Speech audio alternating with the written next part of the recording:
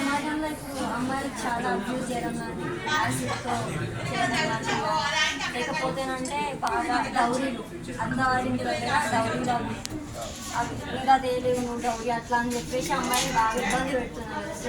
అటువంటి ఇబ్బందులు అమ్మాయిలకు కలిగించకుండా వారిని మీ కన్న బిడ్డల్లాగా చూసుకోవాలి. మీ బిడ్డలు ఎట్లనో మీ బిడ్డ కూడా ఒక అత్తవారింటికి ఇస్తే వాళ్ళు కూడా అట్లా అట్లా చేస్తే మీరు సంతోషంగా ఉంటారు ఉండాలి కదా.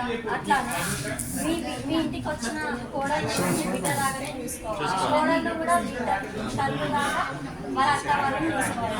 ఇంకోటి ఏంటంటే ఈ మధ్యలో అమ్మాయిలను వాళ్ళకి ఇష్టం వచ్చినట్టుగా వాడుకోవాలి, వాళ్ళ ఇష్టం ఉండాలి అనేటట్టు ఆలోచిస్తున్నారు. అటువంటి ఆలోచన అనేది మా పిల్లలకి రావాలి.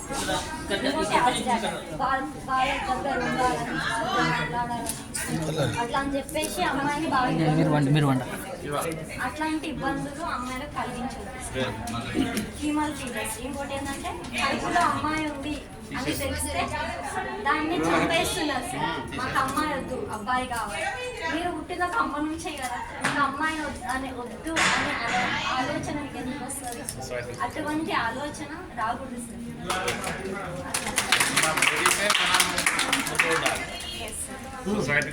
We should start that. Yes. Thank you. Very good. You, girls, thanks. Very good.